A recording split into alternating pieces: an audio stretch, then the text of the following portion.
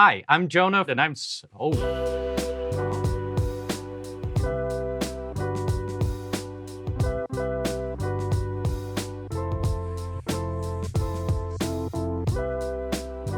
Hi, my name is Jonah. Today we are going to be talking all about how to set up your home video studio. If you're here, you likely know that creating video media can be an essential part of your platform. It's a fantastic way to build trust with your audience and a very creative media that can be incredibly rewarding once you begin to master the various elements. I want to get something out of the way before we get into any of the how-tos or what gear you might need. Talk about some general mindset you can embody to set you up for success. First and foremost, your home studio is a living entity. From the space you're in, to the quality of your video, to how you present your content, everything is going to grow and improve over time, and it's important just to get started so you have something to work off of. If you set your expectations to the top right off the bat, you'll be wasting a lot of time and money on equipment when you really should be focused on the content of your videos. Whether it's your online courses, live webinars, your social media, time and time again, we see creators grow incredible platforms with video media, regardless of the technical quality of their videos, because the content is powerful. So don't worry, I'm definitely going to give you some tips and tricks and practical approaches you can use to take whatever equipment you have and make high quality video. And really, if you have a phone or computer or tablet with a camera on it and some basic knowledge, you can make really high quality videos right at home in just about any space. At most, you should only have to invest in a tripod and maybe a couple of lights. But throughout this entire video, focus on the fundamental concepts, the mindsets and the techniques that I'm going to give you, because regardless of the quality of your gear, those concepts paired with the actual content of your video is what's going to actually lead you to make high quality content that people want to engage with. But now we're going to go into each element that you need to have on lock to build your perfect home studio. So let's jump in. Just like your eyeballs, every camera is 100% dependent on light. That means that at the end of the day, your number one tool to making a beautiful video is lighting. I'm sure you've all seen those shot on iPhone commercials from Apple, and although it's true they were shot on an iPhone, go look up some of the behind the scenes of those and you'll see elaborate lighting techniques being used to make that work. Now, you can do the same thing at home, and if you're not trying to shoot a giant snowball fight, you really don't need all of those tools to make an iPhone or a tablet look absolutely fantastic. And remember, the opposite is true. Even if you spend thousands of dollars on an incredible lens and a DSLR camera, if your lighting isn't on point, it'll look terrible. So the base principle is you need to start with enough light. Now, phone and tablet companies have put an immense amount of money into making low light look good, but in most cases, your phone is lying to you a little bit. You're almost always better off having a lot of light and lowering the exposure on any camera you use than trying to use the internal settings of that device to boost the light. When it comes to exposure, it's a little impossible to give you general advice since it depends so much on your setup and what gear you're using. But if you're having trouble locking in what looks like natural lighting, focus on researching how to control the exposure of whatever camera you're using. Now, assuming all you have is your phone, tablet, or computer, focus on natural lighting. Natural lighting is usually hands down the best option. It's what we're used to seeing,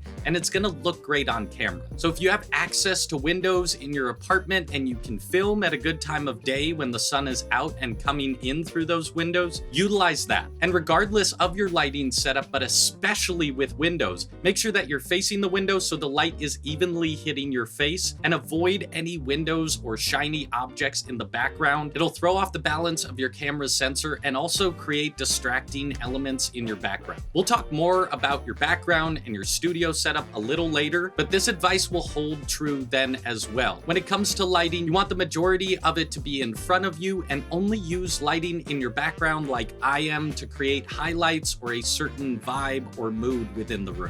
Now, if you want to upgrade from just sitting in front of the window, or you need a little extra light, or you can't record in front of a window, a ring light is your next best option. I feel like since the pandemic, just about everyone and their grandmother has a ring light by now, and that's partly because they're just such an affordable and easy way to get even lighting on your face. You can get ring lights in all shapes and sizes, and they start anywhere from $10 all the way up to a couple hundred. Once again, start with whatever is easily within your budget. Make sure that you have the ability to experiment with it before you commit to using that. And I will call out that if you are someone who wears glasses, you are going to have to play around with the angle of the ring light to avoid a distracting reflection in your glasses. Or if you're able to, like me, you can record without your glasses. I prefer the way I look with my glasses on, and it's nicer to see a little more of the room, but the back and forth with my camera just wasn't worth it, and I'm okay with not having them on. The next step up for lighting quality is going to be getting a couple LED panels. That's what I'm using right now, and it allows you the ability to place them in different areas so you have a little more control over what you look like and the mood of your video. And it really doesn't have to be so much of an investment. I got the ones I'm using for a couple $100s. The big problem here is having enough space to set them up. Bigger lights are going to be a lot harsher the closer they are to you, and so I've got a couple feet between me and both of my lights to make this look natural and inviting. If you're able to invest with these lights, or if you want to experiment with the lights you have around your house, some lamps, maybe in combination with the ring light you may have just bought, your best friend is going to be the 3-point lighting technique. This concept holds true for any lighting you're going to use, and is one of those concepts I talked about earlier that you should really internalize and focus on mastering if you're interested in lighting regardless of your setup. Here's the basic idea. You're going to have one light that is your key light. This is doing most of the work. It's going to sit up and roughly at a 45-degree angle at either side of your face. The second light is your fill light. This is going to go on the opposite side of the key light and works to fill in the rest of your face. You can experiment with different brightnesses between the two, but in general, your key light is going to be stronger than your fill light. If I turn my fill light off, we've got a whole different vibe to this video. The last light is going to be a backlight or a hair light. This is filling in from behind and a little above you. You'll notice here there's a little light on my hair here. This is really going to help you pop out from the background and create that beautiful effect where it feels like you're sitting in the same room. Remember, when it comes to lighting, there is no substitute for experimentation. So regardless of what gear you have on hand or what gear you decide to buy, make sure to chalk out a couple hours to play around. Don't just set up based on this information and hope it works. Use the tools I've given you, put them to the test, maybe get a friend to help, record something, watch it again, record it again. Really,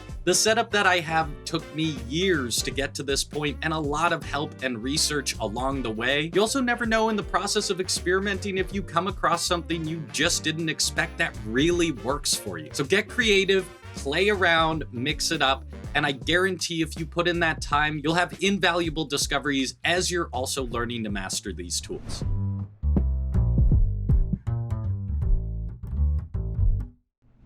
The second and most overlooked way to create a high quality video is to have good audio. Once again, this is not the determining factor to whether someone is going to watch or enjoy your video. In many cases, people don't even notice if the audio is good, but that's kind of the point. If someone's noticing the quality of your audio, they're either an absolute audio nerd like me who pays attention to those things, or it's distracting from the content of your video, and that's what we want to avoid. So although you can absolutely get started using the built-in audio on your phone, computer, or tablet, it's a good idea to have a second option in your toolbox, especially because the quality of audio also has a huge impact on the feeling or mood of your video. You can also pick up some fantastic mics for under $50 that will function perfectly fine, all the way up to some high-quality video. The best and cheapest option is a lavalier mic. They're really small little clip-on mics like this, and either a built-in connector for your phone, or you can easily find adapters for cheap. And do have a large field of capture, so you want to be able to control the gain of your mic. Some of these lavalier mics come with a gain control built into the cable, but in other cases you might want to download a video recording or audio recording app that allows you to control the gain of your mic.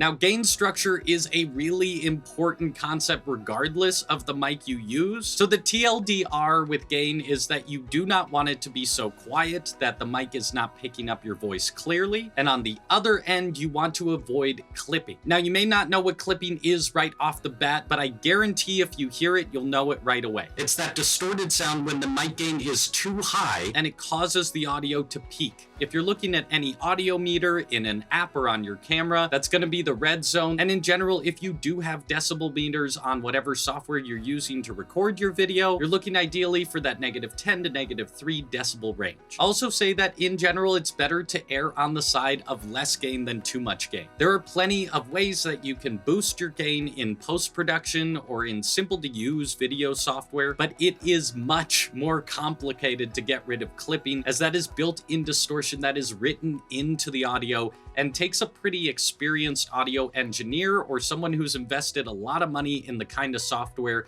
that's intelligent and capable enough to get rid of them. The other kind of mic you can use is a shotgun microphone like the one I'm using here. Shotgun microphones are typically a little more expensive but serve a different purpose. Where your lavalier mic is going to get a very close and personal feel to your audio, a shotgun mic has a little more variety and in general is the favorite kind of microphone for YouTubers or content creators. That's because it doesn't have to sit on your body, there's no cable you might trip over, it's built to be very directional so it's going to pick up whatever you're pointing it at. And a quality shotgun mic is still pretty affordable. I got mine for $30, and although I've bought more expensive ones for client work, I still use that $30 shotgun mic that I've had for over 10 years. Just like a lavalier microphone, you can find shotgun microphones that will plug directly into your computer, tablet, or iPhone, and the beauty is they're usually a little more versatile. As you upgrade your equipment and maybe get a different camera or DSLR or GoPro or whatever you're thinking about, a shotgun mic will have more adaptability and you'll be able to plug it into any of those devices or an external audio recorder if you want to capture two sources of audio.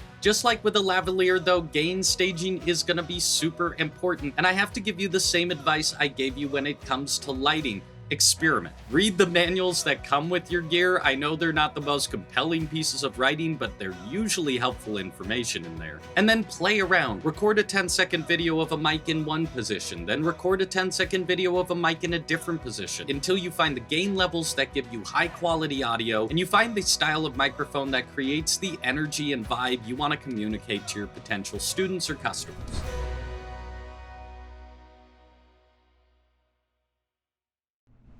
Alright, so if you've made it this far, I really appreciate you being here and being patient with me. I know it might seem odd that I didn't start with video, but the reality is your lighting and your audio are going to have more of an emotional impact on whoever's viewing your video than the actual quality of the video itself. So I'm gonna do my best to give you some useful advice without taking up too much time. First, let's start with the basics. If you are filming on an iPhone, here's a couple things you can do to ensure you get better quality video. Use the camera on the back of your phone. I know it's frustrating because that takes away your ability to see yourself, but that camera is still so much better than the camera you use for FaceTime or for selfies. And there are some clever ways to still get a view of yourself while you're setting up. If all of your software is up to date, you can use AirPlay, or there's third-party apps like Reflector that allow you to see what your phone is seeing on your computer so you get that ability to monitor yourself. The other simple, cheap hack is to get a mirror and place it behind your phone so that you can see yourself in the mirror. If you simply don't have access to any of those things or you want to get started right away, just hit record a little video, stop it, go watch it, and go back and forth until you find exactly the right place and what works. And to repeat myself, just like with audio and lighting, it is so important to experiment. And the big thing to remember when setting up your camera, the most important thing is framing. So here you are seeing me on my fancy DSLR camera with an 85mm lens, and it took a lot of work and shuffling around until I found exactly the right angle that gives my background this wonderful sheen and where everything is put together. To show you the flip side, this is what things things would look like with my phone in a similar place and in the same space, but I set up my studio and my space to work with the DSLR, not with my phone. You're just gonna have to play around and maybe get some help so you don't have to be running back and forth to lock in exactly the setup you want. And also, if I hadn't been doing this stuff for years and I didn't have a DSLR, once again, this is good enough. I hope that if I recorded this entire video on my phone like this, the content of the video would still speak to you, the tips and tricks would still be valuable, and you wouldn't turn it off just because it's not exactly as pretty as my full setup. Once again, be creative, play around. Maybe a handheld approach is the way you want to communicate with your audience. Or there's a part in a video you're making where it makes sense to get a little more personal. And the use of these techniques and the things you might find when you play around will have a huge impact on communicating your personality to the viewer. That said, holding a gimbal for 30 minutes gets really tiring. Now, if you've already exhausted what you feel like you can do with your phone and you're ready to really upgrade to a quality camera, DSLRs are still going to give you the most beautiful quality and create that bokeh effect like you're seeing here, where there's a nice blur to the background and I really pop out of the frame. That is a mechanical process that is happening inside of a lens, and although modern phones are getting really close with portrait mode and various things like that, they still have yet to beat the beautiful nature of an actual physical lens. And that is the most important part when considering a high quality camera, the lens. At this point, you can get a fantastic DSLR camera like a Sony a6300 like I'm using for $400 to $600. You don't have to get the newest one, but if you're gonna set aside a budget, set it for a lens. The lens that I'm using costs almost 3 times what my camera cost, and it is what makes the difference. The biggest thing I would recommend is being able to get your hands on some gear or play with it or see if it works in your space before committing to it. The last little tip I'll give you regarding capturing video is to really be working towards a setup that you can leave established. If every time you want to record a video, you have to get up and set up the tripod and shuffle things around, and it takes 10-20 minutes for you to get everything the way you want it before you get actually recording, I can guarantee you that will wear you out. I've done that, I've worked through it, whether it's because I was renting spaces or because I was traveling. I've dealt with all of that, and it's totally possible, but it puts a real strain on your creative energy. And if you're forced to work in that kind of situation, I highly recommend setting everything up, putting your mind in that space, getting everything locked down, making sure it's working exactly like you want it, and then take 5-10 minutes. Go on a walk, eat something, do a different activity that gets you ramped up for the recording part of your video so that it's not immediately apparent when you start recording your video that you're exhausted from the process of just setting it up.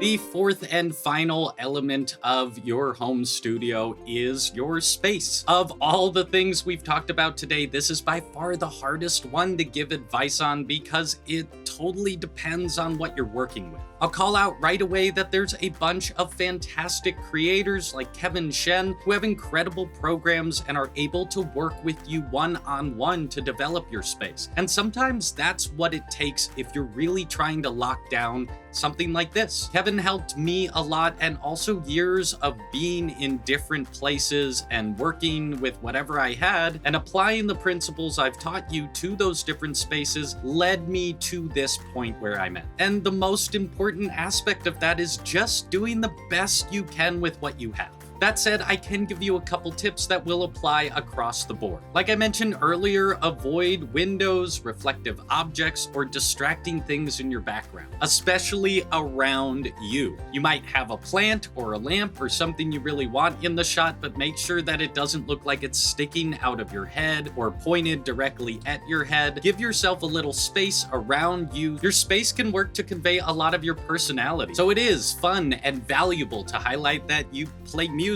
or you're into Daft Punk, or if your dog's in the room and that's appropriate. But just make sure that these things aren't distracting from your content, because the content is the most important part. And very practically speaking, make sure you have enough room between you and the camera so that your head isn't being cut off or you're barely visible in the frame. This may sound basic, but time and time again, I see people making these mistakes and then asking me why their video doesn't look good. And it can be hard to pinpoint these things if you don't have the lens on to pay attention. When you're considering your background and the space itself, look for balance. Now, don't get obsessed with a literal one-to-one balance, but overall, you're searching for a situation where the frame is interesting, it's full, and there isn't a huge gap in things to look at. Sometimes space itself can be a distraction. Another valuable thing is to get feedback. Don't trick yourself into operating in a vacuum. Ask people their opinions, but make clear what you're asking for. I understand that it's nerve-wracking to show a friend or a family member a rough video that you're working on, but that whole experience can be really positive if you're really clear about what it is you want them to critique. Before you show it, say, hey, I'm really working on my video background. This is just a test video.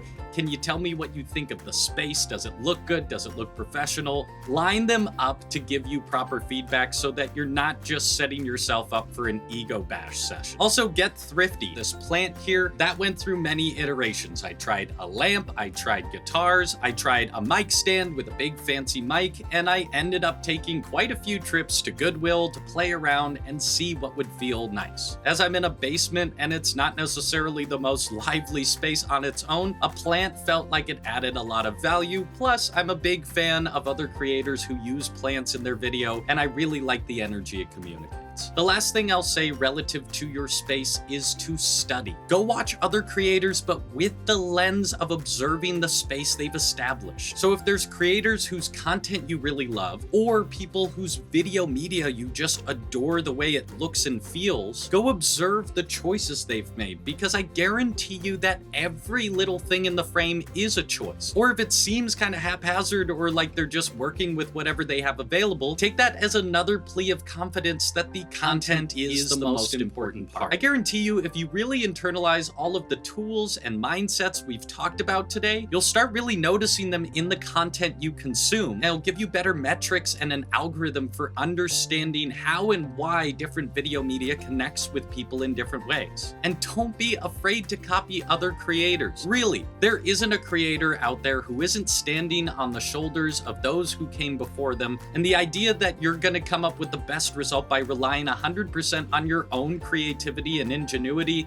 is a mental trap. Take a creator whose lighting you really like and try and emulate that. Take a creator whose style of speech you really like and see if you can make that your own. Take a creator's background or funny approach to how they make their media and see if there's appropriate places to use it. You and what you are and your brand is going to derive from an amalgamation of all of your influences and will become your own over time.